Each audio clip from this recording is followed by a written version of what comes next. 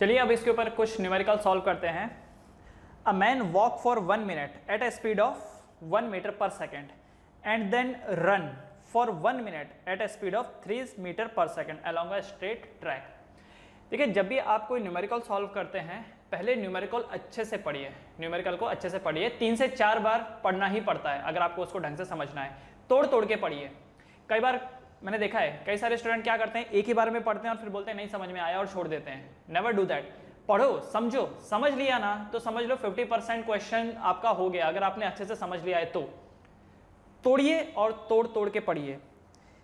A man walk for 1 minute at a speed of 1 metre per second. तो ये देखिए, ये आदमी ने यहां से यहां पे शुरू किया, सो ये है 1 मिनट तक, है ना। So this is time 1 minute, t1 1 minute है। कितना उसकी स्पीड है, तो s1 is 1 metre per second, ठीक है। Then run for 1 minute at a speed of 3 metre per second, alright.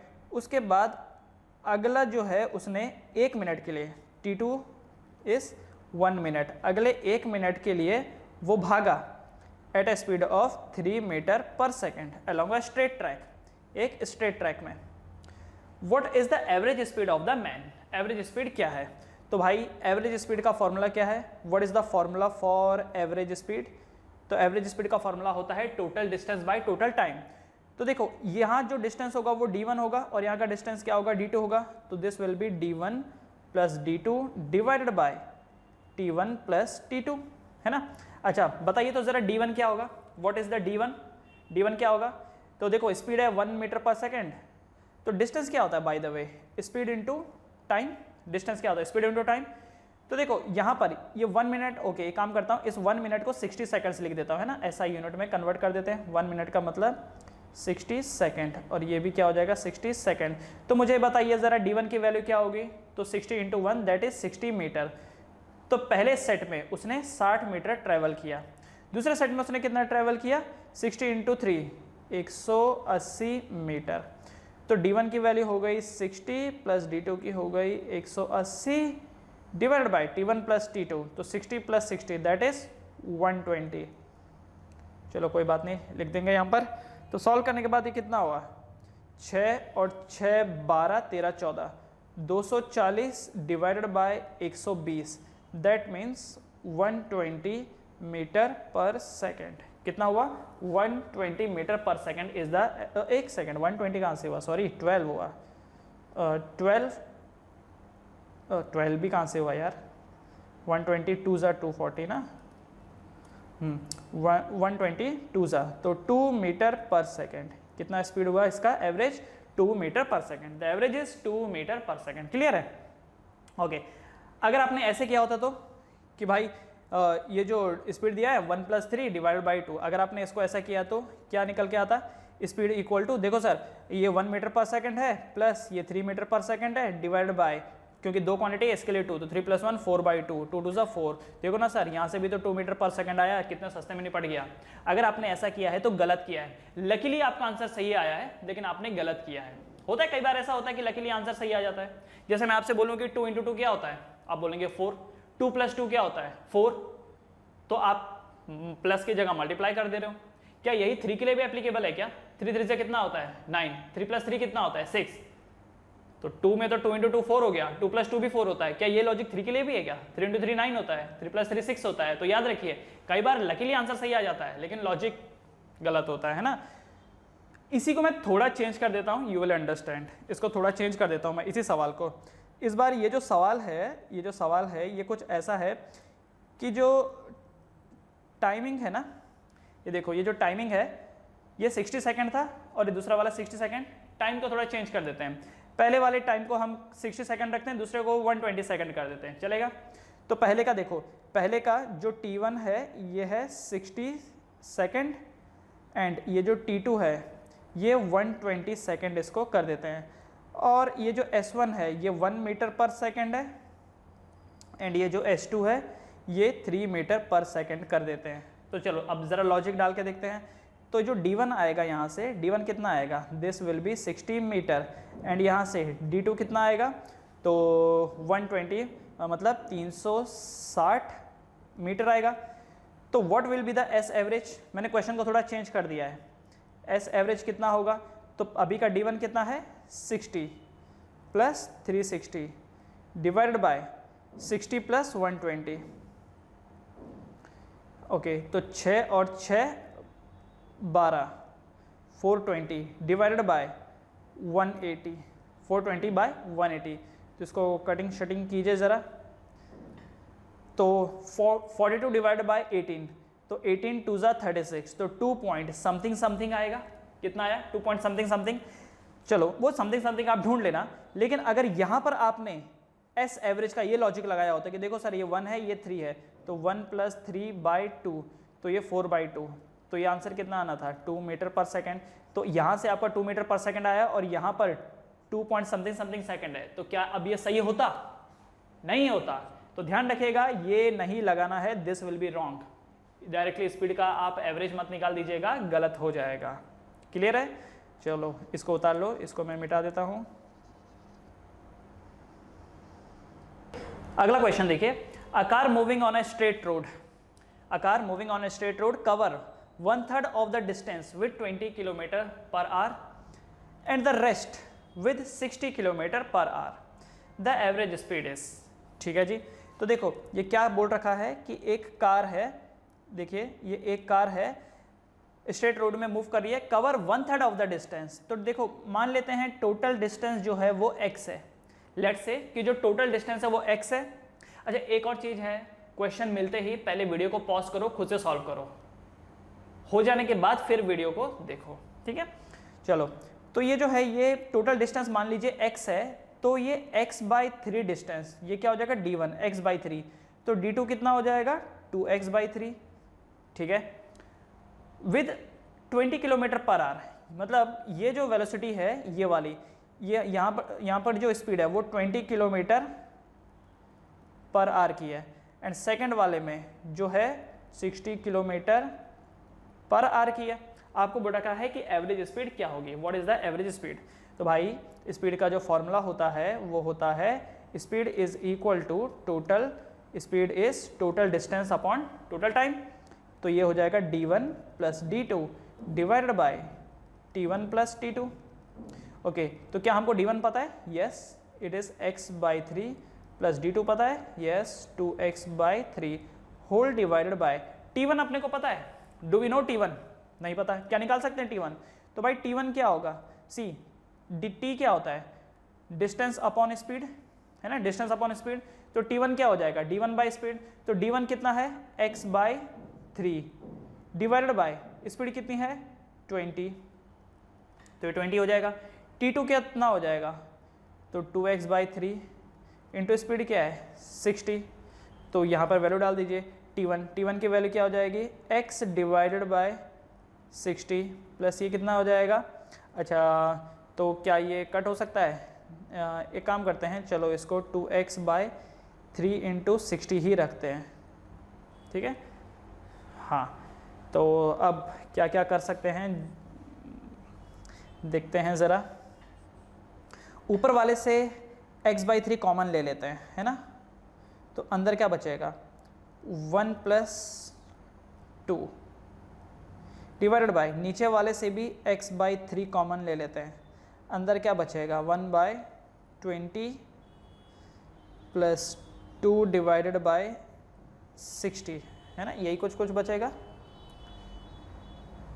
अगर हम लोग x/3 नीचे से कॉमन ले लेंगे 3 2 ज़ा 6 60, तो 2x/60 इंटू 3, अच्छा इनको फर्दर कटिंग शटिंग किया जा सकता है ना, अरे ये क्या कट कर दिया, हाँ 2 1 ज़ा 2 2 30 ज़ा, ये तो 30 हो गया, और ऊपर से देखो ये x/3 से x/3 कैंसिल, तो ये न्यूमरेटर बन गया 2 + 1 3 डिवाइडेड बाय 1/20 प्लस 1/30, तो कितना बन जाता है ये, अगर आप एलसीएम लोगे तो एलसीएम कितना बन जाएगा 30 20 का 60, तो 23 ज़ा प्लस यहाँ पर 32 ज़ा, that will be equal to 3 divided by 5 and ऊपर चल जाएगा 60, तो फिर 5 12 ज़ा, और ये सॉल्व करने के बाद कितना आएगा 36 kilometre per hour, the answer is speed average is 36 kilometre per hour, 36 kilometre per hour. ठीक है, क्लियर है ये चीज, 36 किलोमीटर पर आवर। तो हुआ क्या, average speed total distance by total time, तो टोटल डिस्टेंस क्या है x/3 + 2x/3। हाँ, आप चाहो तो टोटल डिस्टेंस को x भी तो लिख सकते थे, क्योंकि x/3 + 2x/3 क्या होगा, x/3 + 2x/3 क्या होगा 3x/3, 3x/3 क्या होता है x होगा। आप चाहो तो वैसा भी कर सकते थे, आप चाहो तो ऐसा भी कर सकते हो, दैट्स योर चॉइस। ओके, तो एवरेज स्पीड कितना आया 36। अगर मान लो, वही दोबारा से उसी पॉइंट पे आता हूँ, मान लो अगर आपने ऐसा किया होता है कि एवरेज स्पीड निकालने के लिए 20 + 60 है ना, ये देख रहे हो, ये 20 है, ये 60 है, 20 + 60 डिवाइडेड बाई 2 तो कितना हो जाता, 80/2, 80/2 कितना होता है 40। तो ये सवाल गलत हो जाता है, क्योंकि जो एवरेज स्पीड है वो 36 किलोमीटर पर आवर है। ये मैं आपको बार बार इसलिए बोल रहा हूँ क्योंकि मैंने देखा है बहुत लोग गलती करते हैं इसमें। क्लियर है, आगे बढ़ते फिर। ये है अगला question, 2 tracks run north south, 2 railway track हैं नॉर्थ साउथ की तरफ। Train A move toward north with 15 metre per second and train B move south with 25 metre per second. What is the relative velocity of B with respect to A. तो चलो सबसे पहले train को बनाते हैं। ये देखिए, ये है ट्रेन ए, ठीक है, this is train A and ये दूसरी है ट्रेन बी, ये दूसरा है ट्रेन बी। ट्रेन ए की स्पीड कितनी दे रखी है 15 मीटर पर सेकेंड, ठीक है, ट्रेन ए जो है ये 15 मीटर पर सेकेंड है वेलोसिटी। ट्रेन बी की कितनी है 25 मीटर पर सेकेंड की है। ऑलराइट, तो मैं यहाँ पर लिख देता हूँ, देखिए यहाँ पे मैं लिख देता हूँ velocity of train A is 15 metre per second and velocity of train B is 25 metre per second. Clear. अब याद रखो, इन क्वेश्चन को सॉल्व करने के लिए आपको नेगेटिव पॉजिटिव लगाना पड़ेगा।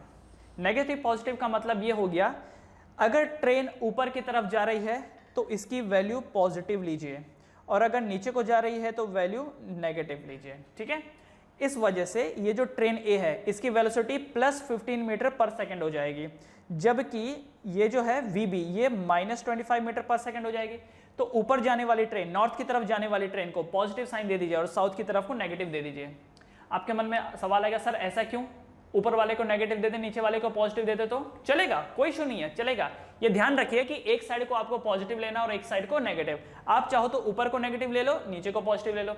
जैसे आपने ये पढ़ा था ना एक्स एक्सिस वाई एक्सिस, मालूम था ये एक्स एक्सिस तो +x, ये लेफ्ट साइड को -x लिखते थे क्योंकि उल्टे डायरेक्शन में है। ऊपर वाला अगर +y एक्सिस है तो नीचे वाला -y एक्सिस है ना, इसीलिए मैंने ऊपर जाने वाली नॉर्थ की तरफ जाने वाली ट्रेन को पॉजिटिव लिया हुआ है, साउथ को नेगेटिव।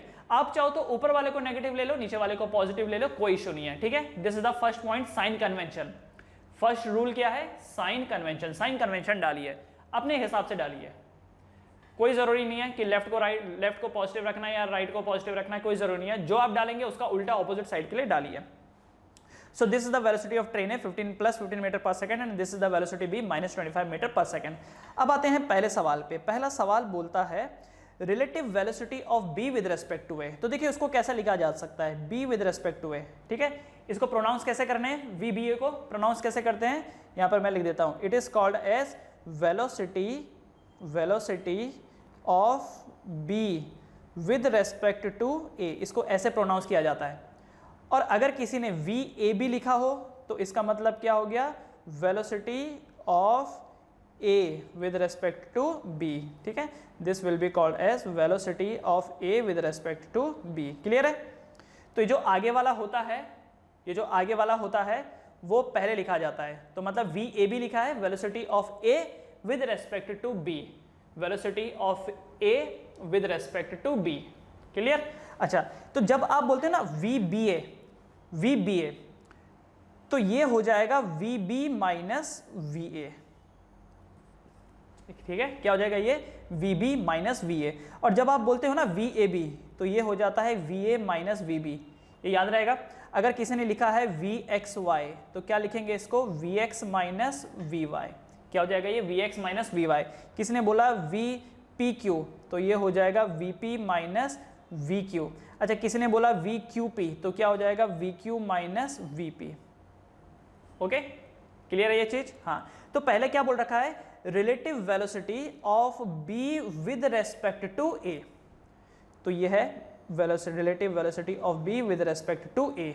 तो क्या लिखेंगे इसको हम लोग, V B minus V A. ठीक है, तो ये नीचे वाले को मैं मिटा देता हूं, समझ गए होंगे आप लोग, V B minus V A. तो क्या है ये जरा देखो, तो यहां पर ये जो वी बी है, वी बी कितना है, what is V B, V B is -25 minus of +15। तो सॉल्व करने के बाद ये वैल्यू कितनी आ रही है, -40 मीटर पर सेकेंड, है ना। तो ये जो चीज निकल के आई, what is this, this is the velocity of B with respect to A, -40 metre per second, -40 metre per second. अब इसका मतलब समझ रहे हैं आप, -40 मीटर पर सेकेंड का, what is the meaning of this. ये जो है ना, इसको थोड़ा बिठाने की कोशिश करो मन में। Relative velocity of B with respect to A, B with respect to A, relative velocity of B with respect to A, मतलब कि ये जो ऑब्जर्व करने वाला बंदा है, जो ये ऑब्जर्व करने वाला बंदा है, ये ए में बैठा हुआ है। ये जो ऑब्जर्वर है ना, ये जो ऑब्जर्वर है वो ए में बैठा हुआ है, और जिसको ऑब्जर्व किया जा रहा है वो बी में बैठा हुआ है। याद रखो, ये जो हमने लिखा ना VBA, ये जो बाद वाला होता है ना, बाद वाला, वो ऑब्जर्वर होता है। तो ऑब्जर्वर यहां पर कौन बैठा है, कौन दूरबीन लेके बैठा हुआ है, ए में बैठा हुआ है, जो भी है ये ए में बैठा हुआ है। इसीलिए ये कह रहा है velocity of B with respect to A. तो ऑब्जर्वर ए में बैठा हुआ है, और ऑब्जर्व किसको किया जा रहा है, बी को। मतलब कि ये जो ऑब्जर्वेशन के लिए जो है, एक होता है ऑब्जर्वर और एक है जिसके ऊपर ऑब्जर्वेशन किया जा रहा है। तो ऑब्जर्वेशन बी का हो रहा है, ऑब्जर्व करने वाला कहां पर है, ए में। अब आप खुद नोटिस करो, जो आदमी ए में बैठा हुआ है, जो आदमी ए में बैठा हुआ है, ए तो नॉर्थ की तरफ जा रहा है और बी साउथ की तरफ जा रहा है। तो जो आदमी ए में बैठा हुआ है, वो जब देखता है कि जो ट्रेन है, ट्रेन ऐसा उल्टा गई, और कितने की स्पीड से गई, एक तो उसकी खुद की स्पीड 15 थी आगे जाने की, नॉर्थ की तरफ जाने की उसकी खुद की स्पीड 15 थी, और जो ऑपोजिट डायरेक्शन में ट्रेन आ रही थी वो 25 की थी। तो 15 और 25 एड अप हो गए, इसलिए 40 आया। 40 क्यों आया, क्योंकि उसका 15 ऑपोजिट आने वाले का 25 आपस में एड अप हो गया, इसलिए रिजल्ट 40 आया। तो जो ए में बैठा हुआ है, जो ए में बैठा है, उसने देखा सामने वाली ट्रेन को कि अरे सामने वाली ट्रेन ऑपोजिट डायरेक्शन में गई 40 की स्पीड से, और ये किधर को जा रही थी, साउथ की तरफ। कहां को जा रही थी, साउथ की तरफ। और साउथ की तरफ के लिए साइन कन्वेंशन क्या है, माइनस। साउथ की तरफ साइन कन्वेंशन क्या है, माइनस। इसलिए आपकी जो था ना यहां पर, ये क्या आया, माइनस आया। मतलब आपकी कैलकुलेशन में ये जो माइनस आया, ये क्यों आया, क्योंकि ट्रेन साउथ की तरफ बढ़ रही थी। तो यहां पर आप चाहो तो साइड में कहीं पर लिख सकते हो कि ये माइनस इसलिए है क्योंकि जो ट्रेन है वो साउथ की तरफ जा रही थी, है ना। ट्रेन जो है वो साउथ की तरफ जा रही थी, इसलिए माइनस आया। क्योंकि जो आदमी ए में बैठा हुआ है, वो जब बी को देखता है, तो बी कहां को जा रही है, साउथ की तरफ, और साउथ की तरफ को हमको साइन कन्वेंशन क्या लेना होता है, माइनस। इसलिए कैलकुलेशन में माइनस आया, कैलकुलेशन में माइनस आया। समझ गए चीज। और ये जो 40 है, 40 क्यों, क्योंकि ऑपोजिट डायरेक्शन में जा रही थी। ऐड क्यों हुआ, क्योंकि ऑपोजिट डायरेक्शन में थी। क्लियर है। अब दूसरा देखते हैं, सुनो दूसरा देखते हैं, सेकंड वाला, B, relative velocity of ground with respect to B. Okay, velocity of ground with respect to B, तो ये GB लिख सकता हूं मैं, velocity of ground with respect to B. इसको लिख देता हूं मैं पूरा, velocity of ground with respect to B, velocity of ground with respect to B. इसका मतलब अब ऑब्जर्वर कहां बैठा हुआ है, बी में बैठा हुआ है ना। इसका मतलब ये जो ऑब्जर्वर है, अब कहां पर है ये ऑब्जर्वर, बी में बैठा हुआ है, बी में ऑब्जर्वर है। और ऑब्जर्व किसको किया जा रहा है, ऑब्जर्व किसको किया जा रहा है, ग्राउंड को। ऑब्जर्वेशन के लिए अब कौन है, ग्राउंड है। तो क्या होगा ये, what will be this, this will become as VG minus VB। Okay, VG कितना है, वेलोसिटी ऑफ ग्राउंड कितना है, तो भाई ग्राउंड मूव होता है क्या, तो ग्राउंड का वेलोसिटी 0, माइनस VB क्या होगा, what will be the VB, कितना है ये VB, -25। तो 0 माइनस -25। तो सॉल्व करने के बाद ये जो निकल के आया VGB, this is equal to 25 metre per second. कितना आया, 25 मीटर पर सेकेंड, है ना। कितना वैल्यू आया, 25 metre per second. Now understand this, 25 metre per second आया। अब इसको समझो, 25, ये जो आदमी जो ट्रेन बी में बैठा हुआ है, ट्रेन बी किधर जा रही है, नीचे की तरफ। ट्रेन बी किधर जा रही है, साउथ की तरफ। तो जो ट्रेन साउथ की तरफ जा रही है उसको जमीन कहां जाती हुई दिखाई देगी, उसको जमीन कहां जाती हुई दिखाई देगी, नॉर्थ की तरफ। देखो मैं अगर इस तरफ जा रहा हूं, अगर मैं इस तरफ जा रहा हूं तो ट्रेन तो जमीन कहां को जा रही है, अपोजिट को। अगर मैं इस तरफ जा रहा हूं, अगर मैं इस तरफ जा रहा हूं तो जमीन कहां को जा रही है, अपोजिट की तरफ। और अगर मैं इस तरफ जा रहा हूं तो जमीन अपोजिट की तरफ जा रही है। तो जो आदमी साउथ की तरफ जा रहा है उसको जमीन कहां जाती हुई दिखाई देगी, नॉर्थ की तरफ, नॉर्थ की तरफ जाती हुई दिखाई देगी जमीन। और जो चीज नॉर्थ की तरफ जाएगी उसका साइन कन्वेंशन क्या आएगा, पॉजिटिव। तो यहां पर आपको सिर्फ 25 मीटर पर सेकंड दिखाई दे रहा है और इसके आगे क्या है, पॉजिटिव। देखो कुछ नहीं लिखा है तो इसका मतलब क्या होता है, पॉजिटिव होता है। चलो मैं यहां पर पॉजिटिव डाल देता हूं। पॉजिटिव इसलिए क्योंकि ये जो जमीन है ये कहां को मूव कर रही है, नॉर्थ की तरफ मूव कर रही है भाई, समझ रहे ना। क्योंकि जो ट्रेन बी में है, ट्रेन बी वाला तो साउथ की तरफ मूव कर रहा है, तो जमीन नॉर्थ की तरफ मूव कर रही है। इसीलिए जो आंसर है वो +25 आया, क्योंकि आदमी साउथ की तरफ तो जमीन नॉर्थ की तरफ। अच्छा मान लो अगर ऑब्जर्वर ए में बैठा होता तो क्या होता, अगर ऑब्जर्वर ए में बैठा होता, ट्रेन ए में बैठा होता, ट्रेन ए जो है वो नॉर्थ की तरफ जा रही है तो जमीन कहां को जाएगी, साउथ की तरफ।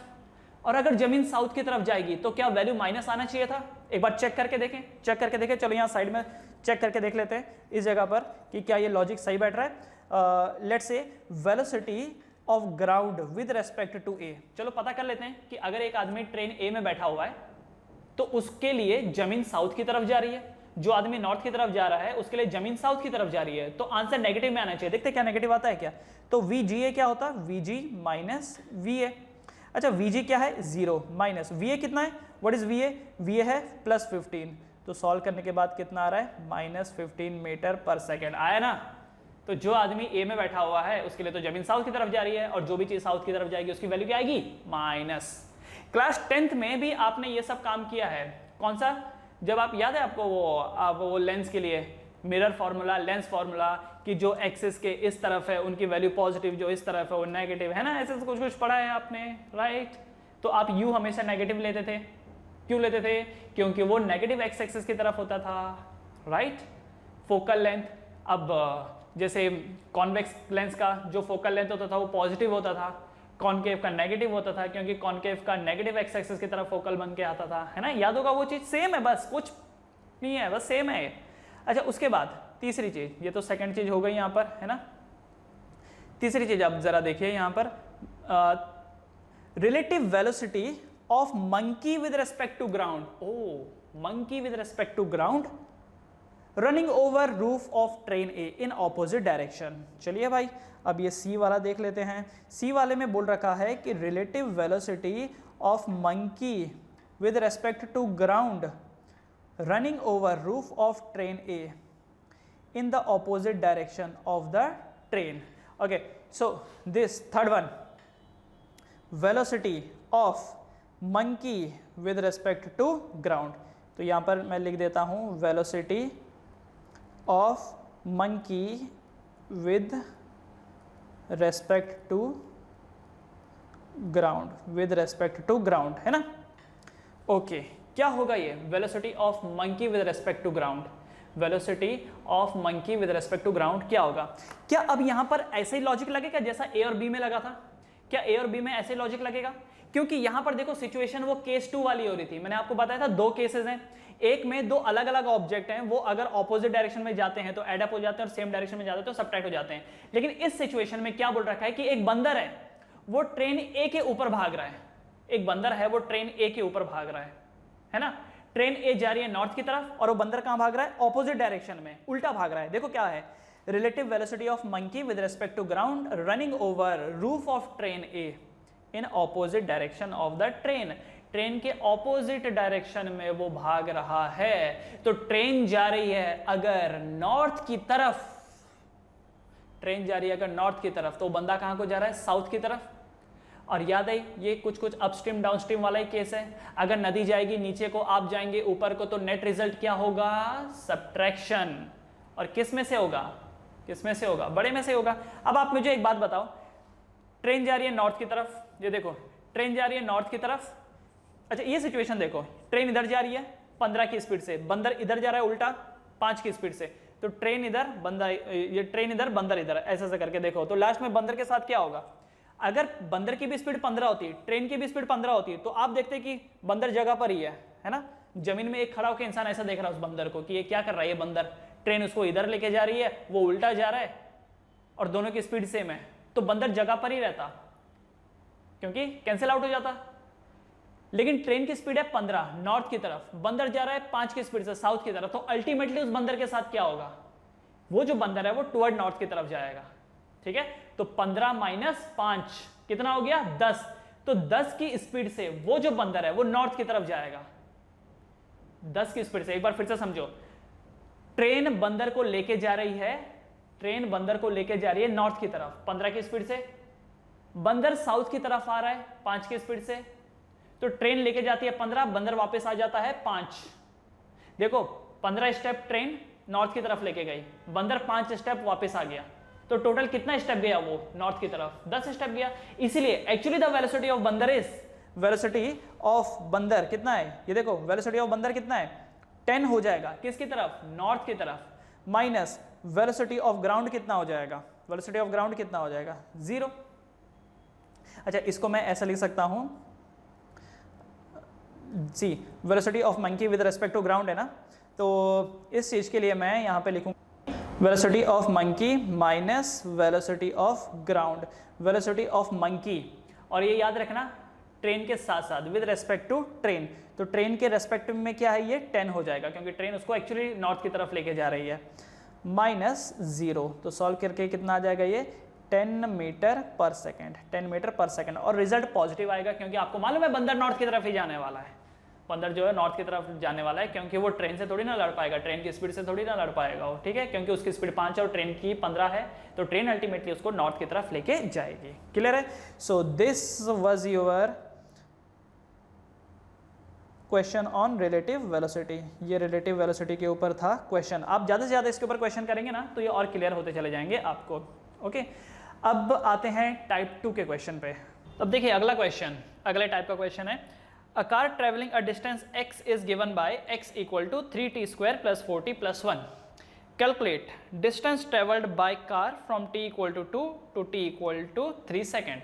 मतलब गाड़ी t इक्वल टू 2 से लेके t इक्वल टू 3 सेकेंड के बीच में उसने कितना डिस्टेंस ट्रेवल किया। दूसरा आपसे पूछा है कि एवरेज स्पीड क्या थी in between t equal to 1 to t equal to 4 second, and तीसरा इंस्टेंटेनियस स्पीड कितनी थी at t equal to 5 second. Okay, अब यहां पर देखिए फर्स्ट क्वेश्चन पे आते हैं। पहला क्वेश्चन बोल रहा है कि calculate the distance travelled by car from t equal to 2 to t equal to 3 second, right. तो सबसे पहले हमको ये क्या करना होगा कि जब टाइम की वैल्यू 2 थी तो उस वक्त गाड़ी का पोजीशन क्या था ये पता लगाएंगे, है ना। तो देखिए जब टाइम की वैल्यू 2 थी, जब टाइम की वैल्यू यहाँ पे 2 थी, t इक्वल टू 2, तो गाड़ी का पोजीशन क्या रहा होगा। तो देखिए पोजीशन का ये जो इक्वेशन है वो क्या दे रखा है यहाँ पर, x equal to 3t square plus 4t plus 1, यही दे रखा है। सो x कब की बात करें हम लोग, एट t इक्वल टू 2 के लिए, है ना। तो ये हो जाएगा 3 इंटू ये देखिए, चलो एक काम करता हूँ मैं ना, पहले तो ये इक्वेशन यहाँ लिख देता हूँ। तो इक्वेशन क्या बोल रखा है, x equal to 3t square plus 4t plus 1। अब निकालता हूँ मैं कि एट t इक्वल टू 2, है ना। यहाँ पर क्या बोल रखा है देखो ज़रा, t इक्वल टू 2 सेकेंड्स पे, this is t equal to 2 से t इक्वल टू 3 सेकेंड। तो पहले निकालते t इक्वल टू 2 में क्या होगा। So x at t equals to 2 पे ये बनेगा 3 into 2 square plus 4 into 2 plus 1। तो कितना हो गया, 2 2 ज़ा 4, 4 3 ज़ा 12 प्लस 8 प्लस 1, 12 और 8 20 और 1 21, तो 21 मीटर। मतलब कि जब टाइम की वैल्यू 2 हो रही थी तो गाड़ी ऑलरेडी 21 मीटर ट्रेवल कर चुकी थी, ठीक है। अच्छा, जब टाइम का वैल्यू 3 सेकंड हुआ तो कितना हुआ, टाइम का वैल्यू 3 सेकंड में, सो x यहाँ पर t का वैल्यू 3 डाल देंगे तो ये बन जाएगा 3 into 3 square plus 4 into 3 plus 1। तो 3 3 ज़ा 9, 3 ज़ा 27, 4 3 ज़ा 12 प्लस 1, तो 12 और 1 13, 13 प्लस 27 दैट इज 40 मीटर। तो जब टाइम की वैल्यू 3 सेकंड हुई तो वो कितना ट्रेवल कर चुकी है, 40 मीटर। ठीक है ना, जब टाइम की वैल्यू 2 सेकंड थी तब उसके मीटर में लिखा हुआ था 21 मीटर, अब टाइम इक्वल टू 3 पे कितना लिखा हुआ है उसके मीटर पे 40 मीटर। तो आपको बोल रखा है t इक्वल टू 2 से लेकर के t इक्वल टू 3 तक वो उसने कितना ट्रेवल किया है ना, उसने कितना ट्रेवल किया। तो भाई कितना ट्रेवल किया होगा, तो 21 से लेकर के 40, तो आप 21 से 40 माइनस कर दो, तो कितना डिस्टेंस ट्रेवल किया from t equal to 2 to t equal to 3 second, that means 40 minus 21। Okay, तो आप ये बोल सकते हो from t equal to 3 to t equal to sorry from t equal to 2 to t equal to 3 second, distance travelled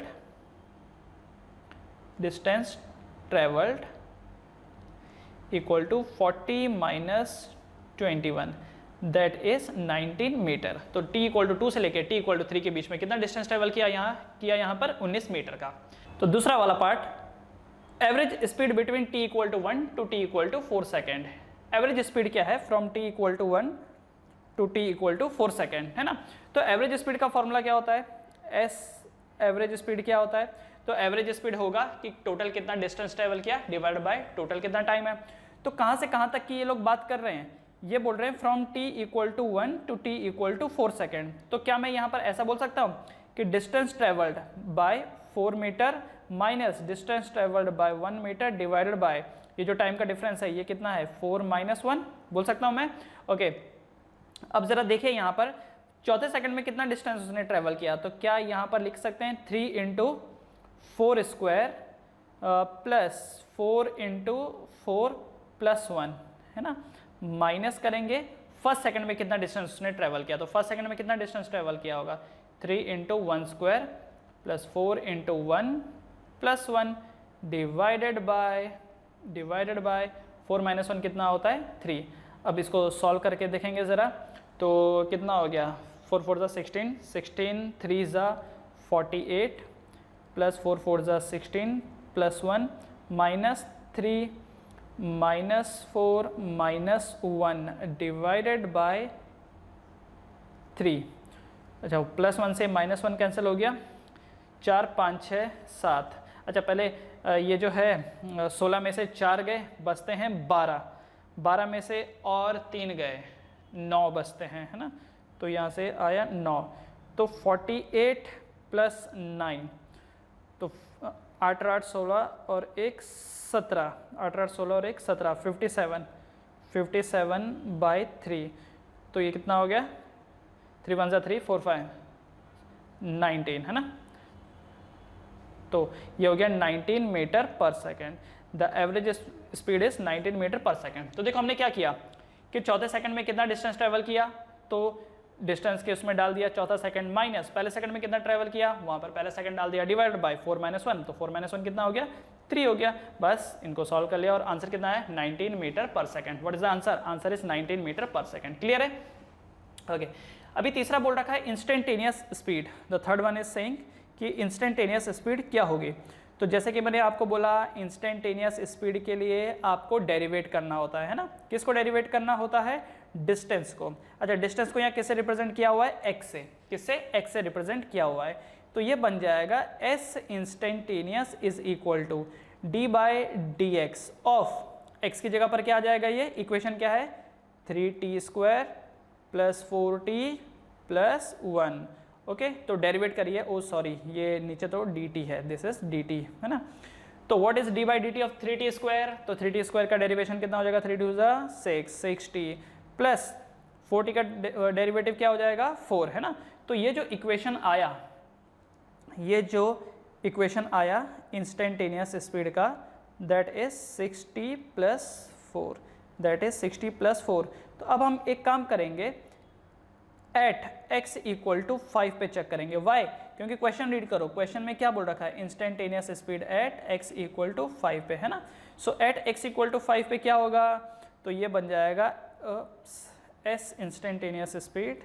देखिए s instantaneous equal to 6 into 5 plus 4, 5 6 30 plus 4 34, that is 34 metre per second. तो speed instantaneous कितना आया 34 metre per second.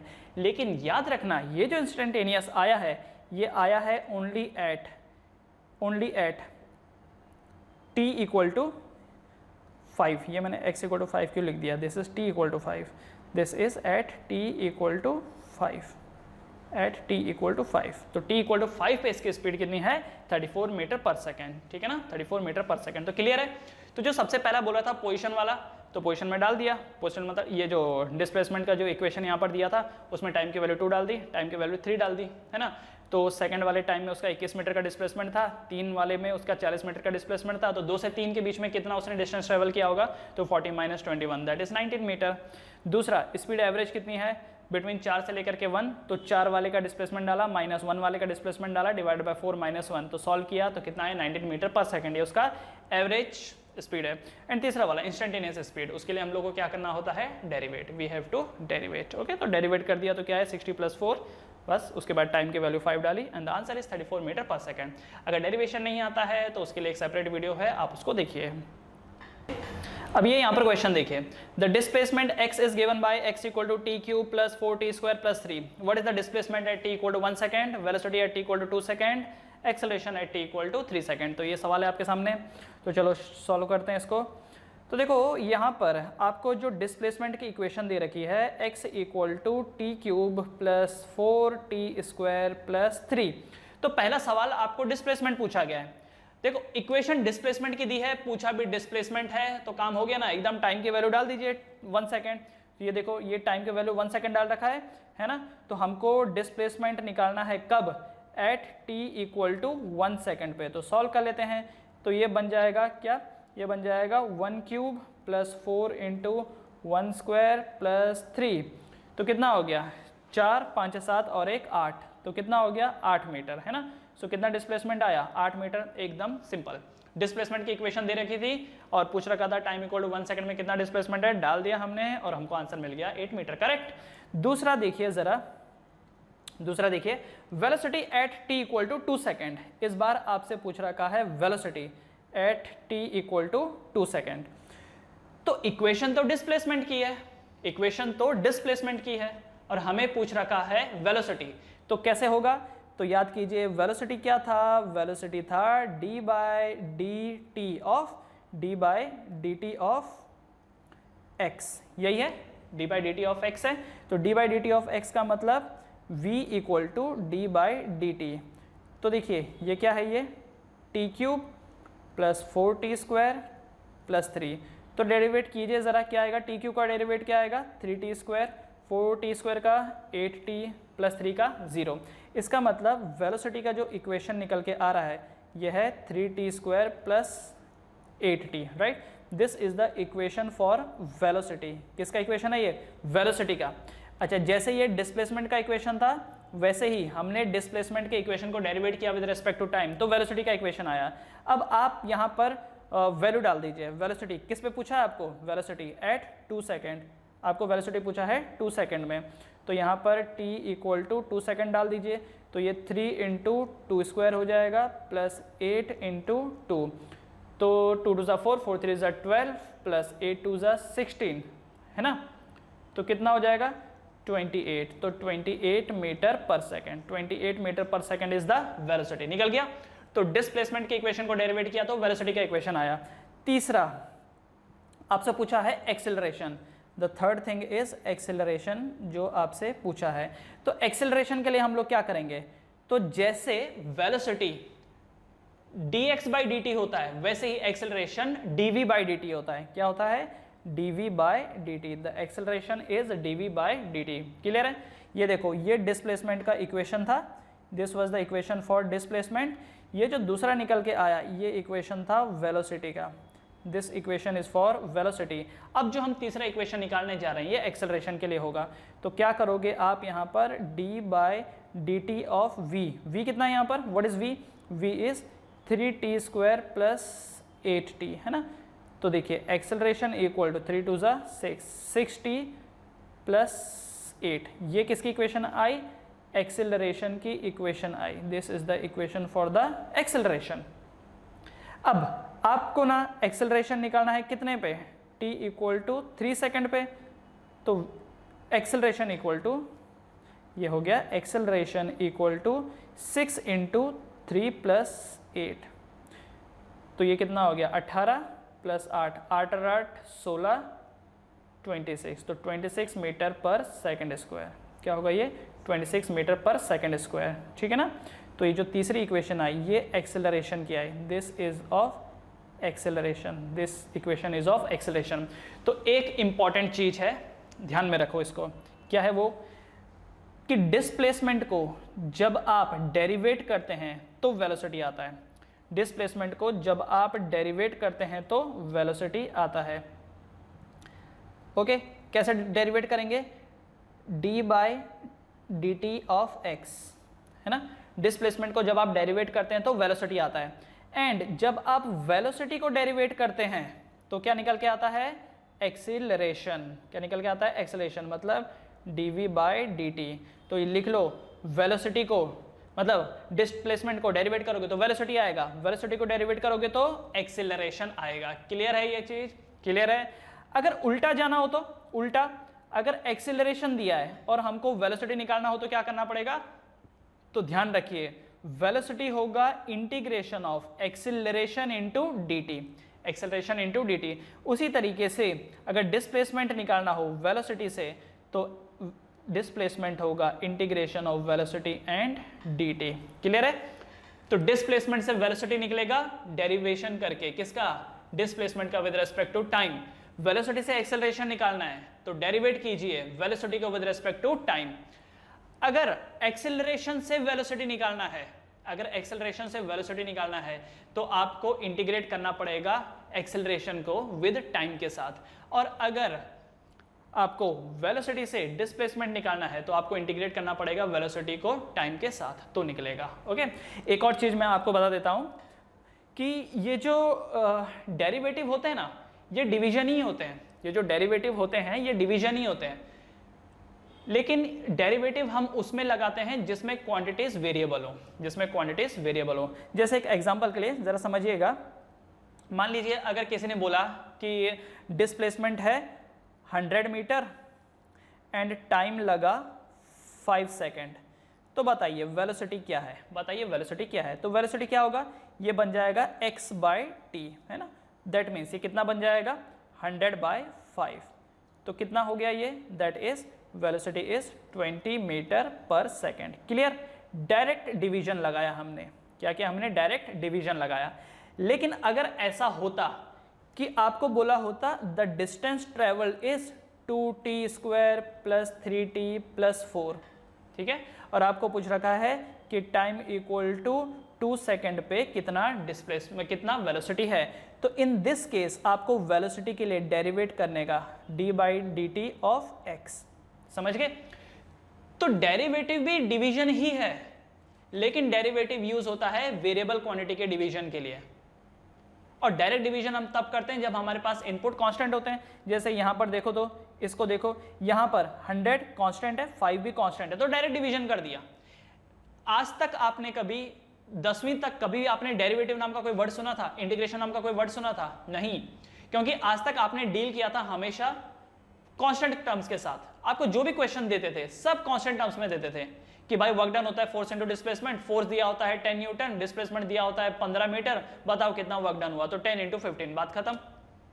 तो यहां पर integration की जरूरत नहीं पड़ती थी आपको, करेक्ट। उसी तरीके से आपको आज तक डेरिवेटिव की भी जरूरत नहीं पड़ी, क्योंकि you have always dealt with the constant terms, लेकिन अब पड़ेगी, क्योंकि अब आपको इनपुट कांस्टेंट के टर्म्स में भी दे सकते हैं वो लोग, वेरिएबल के टर्म्स में भी दे सकते हैं। कांस्टेंट के टर्म्स में देंगे तो डायरेक्ट डिवाइड कीजिए, अगर डिवाइड का लॉजिक लग रहा है तो डायरेक्ट मल्टीप्लाई करिए, अगर मल्टीप्लाई का लॉजिक लग रहा है तो।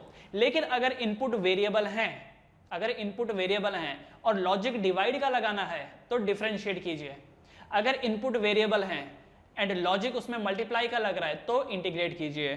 तो आप चाहो तो कहीं पर लिख सकते हो कि जो डिफरेंशिएशन होता है वो डिवीजन ही होता है, लेकिन किसके लिए, वेरिएबल टर्म्स के साथ डील करने के लिए, और इंटीग्रेशन एक टाइप का मल्टीप्लिकेशन ही होता है, लेकिन वो वेरिएबल क्वांटिटीज के साथ डील करने के लिए इस्तेमाल होता है। क्लियर है ये चीज? ओके, तो चलते हैं फिर अगले क्वेश्चन में और आपको क्लियर होगा।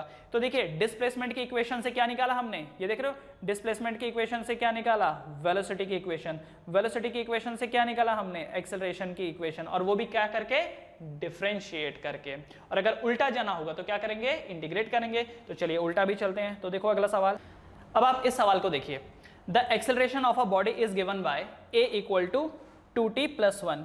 तो इस बार आपको एक्सेलरेशन का इक्वेशन दिया गया है, this is the equation of acceleration. Okay, तो the acceleration of a body is given by 2t + 1, find acceleration. अब इक्वेशन एक्सेलरेशन का दिया ही हुआ है और पूछा एक्सेलरेशन है तो क्या प्रॉब्लम है, निकाल लेंगे, तुरंत निकाल लेंगे। तो ये लीजिए फर्स्ट वाला, एक्सेलरेशन कितना दे रखा है, acceleration is 2t + 1, clear. This is the equation of acceleration and आपको पूछ रखा है एक्सेलरेशन एट t = 5।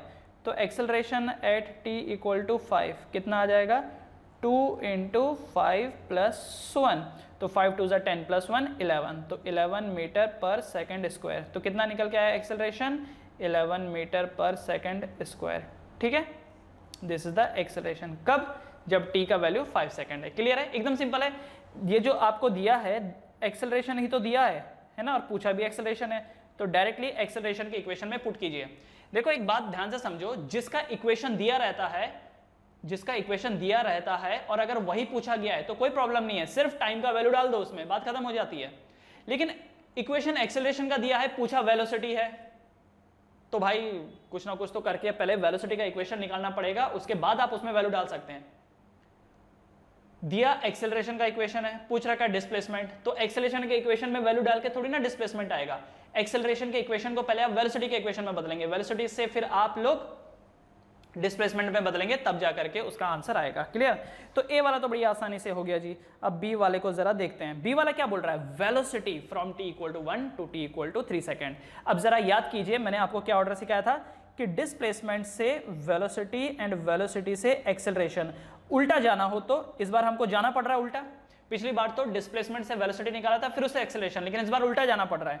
तो एक्सेलरेशन से अगर वेलोसिटी निकालना है तो क्या आएगा, तो v = integration of a dot dt, v = integration of a dot dt। तो चलो लगा लें ये, तो मैं यहाँ पर फॉर्मूला लिख देता हूँ, velocity is equal to integration of a dot dt। तो लेट्स से कि v = इंटीग्रेशन ऑफ, ये जो एक्सेलरेशन है इसकी जगह क्या मैं 2t + 1 लिख दूँ, क्या मैं यहाँ पे 2t + 1 लिख दूँ एक्सेलरेशन की जगह पर, इंटू dt। ओके, सो ये बन जाएगा v = integration of 2t dt plus integration of 1 dt, है ना, यही होगा, ऐसे ही होता है इंटीग्रेशन। वेलोसिटी क्या है, integration of a dot dt। आप चाहो तो इस चीज को याद रख लेना, इस चीज को याद रख लेना कि velocity is integration of a dot dt। तो a की जगह पर a की इक्वेशन डाल दी, ये जो a है इसकी जगह पर a की इक्वेशन डाल दी 2t + 1।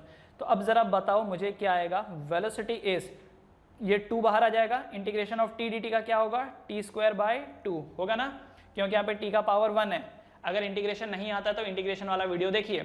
तो इंटीग्रेशन ऑफ 2 t का पावर 1 dt क्या होगा, 2 बाहर आ जाएगा, integration of t to the power 1 क्या होगा, t² / 2 plus integration of 1 dt क्या होगा, 1 बाहर आ जाएगा, और इंटीग्रेशन ऑफ dt क्या हो जाएगा, t हो जाएगा, इंटीग्रेशन ऑफ dt क्या हो जाएगा, t। इसका मतलब अब ये देखो 2 से 2 कैंसिल हो गया, तो जो वेलोसिटी की इक्वेशन निकल के आई, दिस इज t² +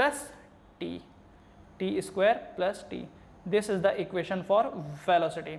ये जो इक्वेशन निकल के आई, ये इक्वेशन है वेलोसिटी का, this equation is of velocity. Clear है, किसका इक्वेशन है ये इक्वेशन है वेलोसिटी का। अब वेलोसिटी की इक्वेशन निकल गई और पूछा भी वेलोसिटी है, तो क्या आप निकाल लें। तो देखो वेलोसिटी कहां से कहां पर पूछा गया है, वेलोसिटी आपको क्या पूछा है, from t = 1 to t = 3 second, from t = 1 to t = 3 second.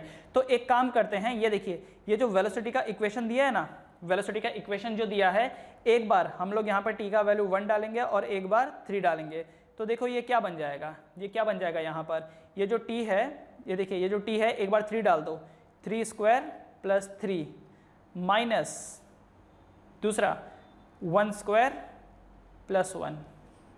क्या किया हमने, एक बार यहाँ पर हमने वैल्यू 3 डाली और एक बार 1 डाली, देखो यहाँ 1 यहाँ 3, है ना। करना कुछ नहीं है, वेलोसिटी की इक्वेशन निकाली ना आपने, तो एक बार हायर लिमिट डाल दो 3 सेकंड और एक बार लोअर लिमिट, तो हायर माइनस लोअर लिमिट।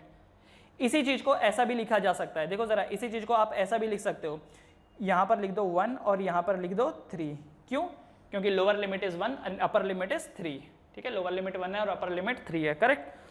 तो क्या आंसर आएगा, what will be the answer, the answer will be velocity equal to 3 square होता है 9, 10, 11, 12 माइनस 1 का स्क्वायर 1, 1 + 1 2। तो कितना आया वेलोसिटी? वेलोसिटी आया 10 मीटर पर सेकेंड। कितना आया वेलोसिटी? 10 मीटर पर सेकेंड, है ना। तो एक्सेलरेशन की इक्वेशन से हमने निकाला वेलोसिटी का इक्वेशन, कैसे? इंटीग्रेट करके।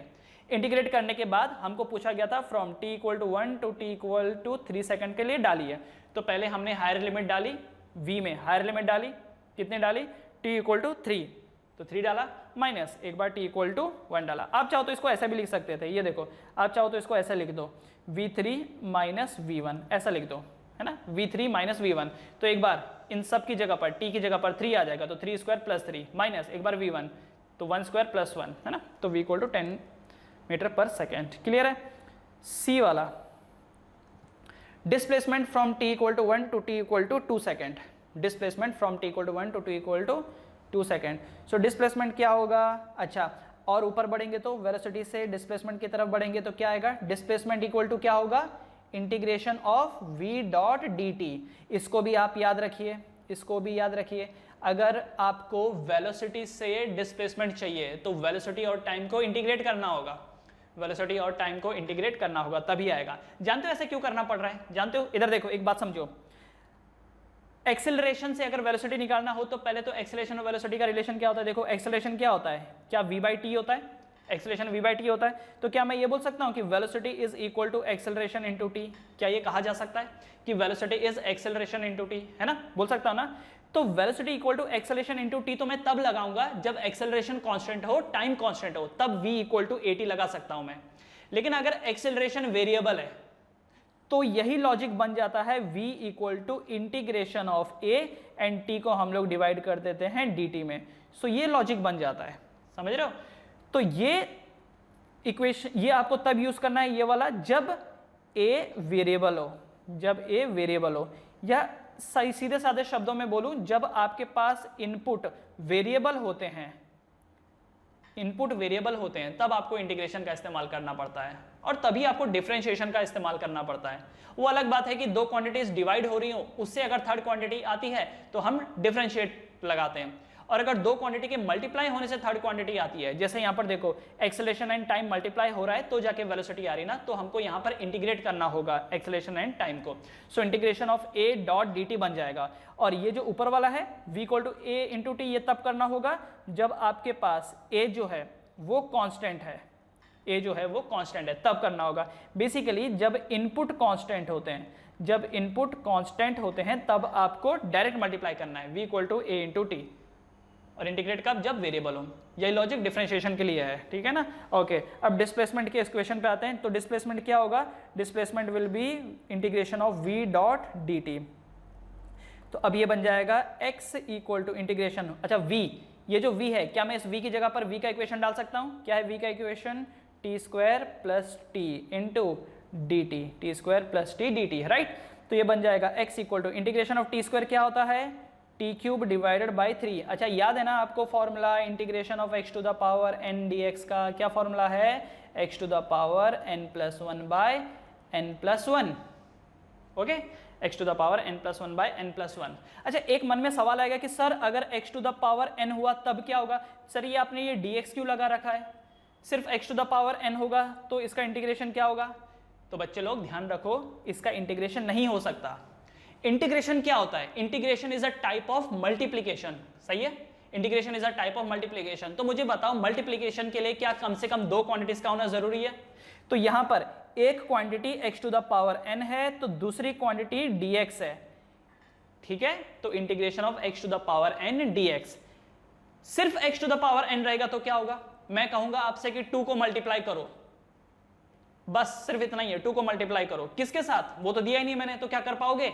नहीं। इसलिए याद रखना, अगर बाई चांस कहीं पर लिखा होगा सिर्फ x to the power n, तो समझ लीजिए उसके साथ dx नाम की चीज होगी। शायद वो लिखना भूल गए हों, या कई बार क्या होता है कि क्वेश्चन देने वाले नहीं लिखते हैं क्योंकि उनको मालूम रहता है कि ठीक है इतने तो इसको अक्ल होगी है कि dx है वहां पर, इसलिए भी नहीं लिखते वो लोग। लेकिन याद रखिए dx तो होगा ही, हो सकता है dx हो सकता है dt हो, कुछ भी हो, पर दो क्वांटिटी तो रहेंगी। तो एक तो वो एक्सप्रेशन खुद, और दूसरा dx हो सकता है या dt हो सकता है या कुछ भी हो सकता है ना। तो यहाँ पर जैसे देखो dt है, तो integration of T square D T क्या होगा, T cube by 3 plus integration of T D T क्या होगा, तो टी स्क्वायर बाय 2। तो ये जो इक्वेशन निकल के आई, this equation is of displacement, ये जो इक्वेशन है ये डिस्प्लेसमेंट की इक्वेशन है। Alright, this is the equation for the displacement. अब क्योंकि डिस्प्लेसमेंट की इक्वेशन आ चुकी है, डिस्प्लेसमेंट की इक्वेशन आ गई है, तो आपको अब डिस्प्लेसमेंट निकालने से कोई नहीं रोक सकता। तो ये देखो कहाँ से कहाँ तक बोला है, t इक्वल टू 1 से लेकर के t equal to 3 seconds, t equal to 1 से लेकर के t इक्वल टू 3 सेकेंड। तो चलो निकालें इसको निकाल लेते हैं। तो देखो ये जो है x कहाँ से कहाँ तक, x2 माइनस x1। तो यहाँ पर देखो t की जगह पर एक बार आप 2 डाल दोगे तो ये बन जाएगा 2 cube by 3 plus 2 square by 2 minus एक बार इस जगह पर 1 डाल दोगे तो ये बन जाएगा 1 cube by 3 plus 1 square by 2। Clear है? ओके, तो अब एक काम करते हैं ना, ये कर सकते हैं हम लोग कि ये जो 2 क्यूब होता है ना, 2 क्यूब होता है 8 माइनस ये 1 क्यूब तो 1 डिवाइडेड बाय 3 प्लस ये कॉमन डिनोमिनेटर इन दोनों का 2 हो जाएगा, 2 का स्क्वायर हो जाता है 4, 4 माइनस 1। अब ये मत बोलना सर आपने ये क्या किया है, खुद सॉल्व करो, इतना तो कर ही सकते हो यार, है ना। बेसिकली मैंने यहाँ पर ये किया कि इन दोनों को एक साथ ले लिया, इसको और इसको एक साथ ले लिया क्योंकि इन दोनों का कॉमन डिनोमिनेटर सेम है ना, और बाकी बचे हुए ये दोनों को एक साथ ले लिया क्योंकि इन दोनों का कॉमन डिनोमिनेटर सेम है इसलिए। तो 8 माइनस 1 कितना होता है 7, 7 बाई 3 प्लस 4 माइनस 1 3, 3 बाई 2। तो कीजिए तो कितना हो गया ये सॉल्व करने के बाद, 7 2 ज़ा 14, 3 3 ज़ा 9, 3 2 ज़ा 6, तो 9 10 11 12 13, एक और एक 2, तो 23 by 6 metre per sorry metre per second नहीं मीटर, 23 बाई 6 मीटर। तो ये आ गया डिस्प्लेसमेंट, ये आ गया डिस्प्लेसमेंट 23 बाई 6 मीटर, करेक्ट। तो एक्सेलरेशन दिया था, इंटीग्रेट किया with respect to time, velocity आया, वेलोसिटी मिला, वेलोसिटी को इंटीग्रेट किया with respect to time, displacement मिला, और इसी वे में आपको प्रोसीड करना है, सो सिंपल। तो डिस्प्लेसमेंट से वेलोसिटी डेरिवेट, वेलोसिटी से एक्सेलरेशन डेरिवेट, लेकिन अगर उल्टा है एक्सेलरेशन से वेलोसिटी इंटीग्रेट, वेलोसिटी से डिस्प्लेसमेंट तो इंटीग्रेट। तो याद रखना डिफरेंशिएशन इंटीग्रेशन का उल्टा है, क्यों? क्योंकि डिवाइड मल्टीप्लाई का उल्टा है, डिवाइड मल्टीप्लाई का उल्टा है, इसीलिए इंटीग्रेशन डिफरेंशिएशन का उल्टा है, both are inverse to each other. Clear? इस अगले सवाल को देखिए, the relation 3t equal to √3x + 6 describe the displacement of a particle in 1 dimension. तो ये जो आपके सामने इक्वेशन दे रखा है ये डिस्प्लेसमेंट का इक्वेशन है, मतलब 3t equal to √3x + 6 the displacement when velocity is 0। आपसे पूछ रखा है जिस वक्त वेलोसिटी 0 थी, जिस वक्त, अब किस वक्त थी वो तो अपने को पता नहीं भाई, उस वक्त का अपने को टाइम पता नहीं है, we don't know the time, हमें नहीं पता, लेकिन इन्होंने कहा है कि जिस वक्त वेलोसिटी 0 थी उस वक्त का डिस्प्लेसमेंट बताइए, जिस वक्त वेलोसिटी 0 थी उस वक्त का डिस्प्लेसमेंट बताइए। ओके, उस वक्त का डिस्प्लेसमेंट तो हम लोग बता देंगे, कोई प्रॉब्लम नहीं है, क्योंकि डिस्प्लेसमेंट का इक्वेशन दिया हुआ है, तो वैल्यू डाल देंगे मिल जाएगा। लेकिन वो वक्त कौन सा था जब वेलोसिटी 0 थी, समझ रहे हो? ओके, तो अब क्या करेंगे भाई, ये देखो एक तो इन्होंने जो इक्वेशन दी है ना, होना तो ये चाहिए था कि ये x के टर्म्स में हो, लेकिन ये बड़ा ही वैसा दिया हुआ है, मतलब ये t के टर्म्स में दिया है, तो इसको थोड़ा मॉडिफाई कर दें क्या मैं इसको ऐसा लिख सकता हूँ, √3x equal to 3t minus 6 लिख सकता हूँ मैं इसको ऐसा, मतलब 6 उधर चल जाएगा तो 3t माइनस 6 एंड √3x ऐसा हो गया, फिर रूट उधर जाएगा तो स्क्वायर हो जाएगा, तो this will become as 3x equal to 3t minus 6 का होल स्क्वायर। क्लियर? ऐसे हो जाएगा। उसके बाद एक काम कर सकते हैं, 3x equal to 3 square common ले लेते हैं, है ना, मतलब कि ये जो है 3 स्क्वायर कॉमन ले लेते हैं, अंदर बच जाएगा t माइनस 2 का होल स्क्वायर। सही है, हो जाएगा ये। ओके ठीक है, चलो अगर ये दिक्कत लग रहा है समझने में तो एक काम ये कर सकते हैं क्या, कि इसको एक्सपेंड कर देते हैं, 3t माइनस 6 को एक्सपेंड कर देते हैं, तो 3 कितना हो जाएगा, a square plus b square minus 2ab, 18 2 ज़ा 36, तो 36 t, यही हो गया। उसके बाद अब ये जो 3 है ये उधर जाकर के इन सबको डिवाइड कर देगा, तो 3 से कैंसिल कर दो, होल डिनोमिनेटर में आ जाएगा ना 3, तो 3 3 जा 9 हो जाएगा, है ना, 12 जा 12 जा। तो जो डिस्प्लेसमेंट की इक्वेशन बन के आएगी that will B 3t² + 12 - 12t। this is the displacement of, this is the equation of the displacement, 3t² + 12 - 12t। Clear है? ये थोड़ा एक स्टैंडर्ड फॉर्म में आ गया है, क्योंकि इसके पहले क्या है ना, लेफ्ट साइड में t है, लेफ्ट साइड में अगर x हो, उसके फॉर्म में हो, x के फॉर्म में हो तो अच्छा भी लगता है, ये t के फॉर्म में था ना, तो हमने क्या किया, जस्ट रीअरेंज किया है ना, हमने कुछ भी ऑपरेशन नहीं किया, हमने जस्ट इसको सिंप्लीफाई किया, रीअरेंज किया, डिस्प्लेसमेंट की इक्वेशन आ गई। तो आपसे पूछा है जिस वक्त वेलोसिटी 0 थी उस वक्त डिस्प्लेसमेंट क्या था, पर पता तो लगाएं वो वक्त क्या था। इसके लिए पहले हमको डिस्प्लेसमेंट की इक्वेशन को चेंज करके वेलोसिटी की इक्वेशन में बदलना पड़ेगा। तो वेलोसिटी की इक्वेशन कैसे निकलेगी, what is the velocity, velocity is dx/dt। तो ये बन जाएगा v = d/dt ऑफ x की जगह पर वैल्यू डाल देते हैं 3t² + 12 - 12t। तो सॉल्व करने के बाद ये कितना आया, ये कितना आएगा, v = 60 - 12। This is the equation of velocity. आ गई वेलोसिटी की इक्वेशन, वेलोसिटी की इक्वेशन आ गई। अब ध्यान से सुनिए, अब ध्यान से सुनिए, आपको पूछ रखा है वेलोसिटी जिस वक्त 0 थी, जिस वक्त 0 थी, किस वक्त 0 थी। अब एक काम करते हैं, ये जो वेलोसिटी की इक्वेशन है ना, इसमें 0 पुट कर देते हैं। क्या है वेलोसिटी की इक्वेशन, 60 - 12, तो वेलोसिटी को 0 पुट कर दो, तो 0 = 60 - 12, मतलब 60 = 12, that means t = 2 second. Okay, हमको मिल गया, हमको मिल गया, क्या मिल गया, कि वेलोसिटी 0 तब थी जब टाइम की वैल्यू 2 सेकेंड थी, जब टाइम 2 सेकेंड हो रहा था उस वक्त वेलोसिटी 0 थी। ठीक है भाई, टाइम मिल गया। अब इस टाइम को आप लोग डाल दो डिस्प्लेसमेंट की इक्वेशन पे, है ना। देखो क्वेश्चन समझो ध्यान से, क्या बोल रहा है, वो बोल रहा है कि जिस वक्त वेलोसिटी 0 थी, जिस वक्त वेलोसिटी 0 थी उस वक्त डिस्प्लेसमेंट कितना था, जिस वक्त वेलोसिटी 0 थी उस वक्त डिस्प्लेसमेंट कितना था। तो वो वक्त कौन सा था, वो वक्त कौन सा था, बात समझ में आ रही है, वो वक्त कौन सा था। तो एक काम करते हैं, वेलोसिटी की इक्वेशन को 0 पुट कर देते हैं, उससे हम वो वक्त निकाल लेंगे, और वक्त क्या निकला, 2 सेकेंड। तो इस 2 सेकेंड में वेलोसिटी 0 थी, तो इसी 2 सेकेंड में डिस्प्लेसमेंट कितना है, तो अब डिस्प्लेसमेंट की इक्वेशन में डाल दो।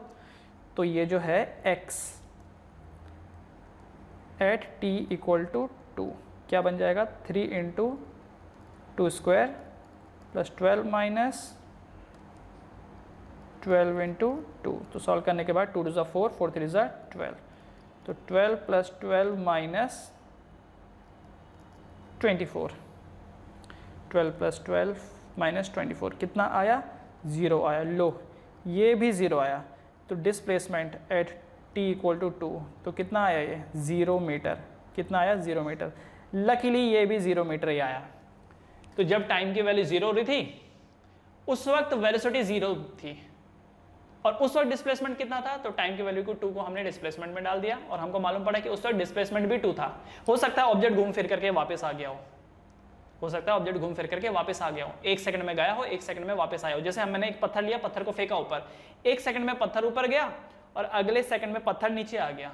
तो जिस वक्त तो पत्थर नीचे आया उस वक्त डिस्प्लेसमेंट क्या है, 0। अगर 1 सेकंड बोला होता तो 1 सेकंड में तो इतना डिस्प्लेसमेंट है, 1 सेकंड में ऊपर जाके फिर नीचे भी आ गया दूसरे सेकंड में, इसलिए डिस्प्लेसमेंट 0 हो गया। ठीक है, तो इक्वेशन को पहले हमने थोड़ा रीअरेंज किया, डिस्प्लेसमेंट की इक्वेशन निकाली, उससे वेलोसिटी की इक्वेशन निकाली, वेलोसिटी को 0 पुट किया तो वो टाइम निकला, और उस टाइम को फिर हमने डिस्प्लेसमेंट की इक्वेशन में डाला और हमको हमारा आंसर मिल गया। ये देखिए अगला question, the position is given by x = at² - bt³। अब एक पार्टिकल है, ये उसका पोजीशन दिया है x = at² - bt³, और ये जो है ये तो चलो पोजीशन का दिया रखा है ना, आपको बोल रखा है कि the acceleration of the particle will be 0 at time t = 2। ये जो पार्टिकल का एक्सेलरेशन है ये 0 किस टाइम पे होगा, पार्टिकल का एक्सेलरेशन 0 किस टाइम पे होगा। तो एक काम करेंगे, एक्सेलरेशन की वैल्यू 0 रख देंगे और फिर टाइम निकाल लेंगे। पर उसके लिए एक्सेलरेशन का इक्वेशन तो होना चाहिए। तो क्या आप एक्सेलरेशन का इक्वेशन निकाल सकते हैं? यस, निकाल सकते हैं। तो अगर वेलोसिटी निकालना हो तो हमको क्या करना पड़ेगा, इसको डेरिवेट करना पड़ेगा विद रिस्पेक्ट टू टाइम, है ना, dx बाई dt करना पड़ेगा। तो ये बन जाएगा d by d t of x की जगह पर आ जाएगा at square minus b t cube. तो ये देखो ये बन जाएगा v इक्वल टू, a बाहर आ जाएगा एंड टी स्क्वायर का क्या हो जाएगा 2t, है ना। तो ये क्या बन जाएगा 2at minus 3bt square. Derivative करके देख लीजिएगा चाहिए तो साइड में, क्योंकि डेरिवेटिव मैंने सिखाया है, डेरिवेटिव करके देख लो। ये किसका इक्वेशन आया? वेलोसिटी का इक्वेशन आया। अच्छा, एक्सेलरेशन का इक्वेशन निकालना हो तो क्या होगा? एक्सेलरेशन क्या होता है? dv बाय dt होता है। तो d by d t of v डाल देंगे। तो v क्या है? 2at minus 3bt square. अच्छा, एक चीज़ ध्यान रखिएगा, यहाँ पर a एंड b कांस्टेंट है, मैंने लिखा नहीं है क्वेश्चन में, लेकिन a एंड b कांस्टेंट है, क्लियर? इसलिए वो बाहर आ जाएंगे। तो देखो क्या बना ये क्या बनेगा? 2at का क्या बनेगा? एक्सेलरेशन इक्वल टू 2at में 2a बाहर आ जाएगा, 2a बाहर आ जाएगा, माइनस 3b इंटू 2 तो 6b हो जाएगा। ठीक है, क्या बन जाएगा ये? 6bt, 6bt। ये किसका इक्वेशन आया? एक्सेलरेशन का। डेरिवेट कर लीजिए, देखो 2a बाहर आ जाएगा, यहाँ से 2a बाहर आ जाएगा, d by d t of T क्या हो जाएगा 1, तो 2a हो गया, माइनस 3b बाहर आ जाएगा, d by d t of T square क्या होगा 2t, तो 3b इंटू 2 कितना होगा, सॉरी 3b इंटू 2t कितना होगा 6bt।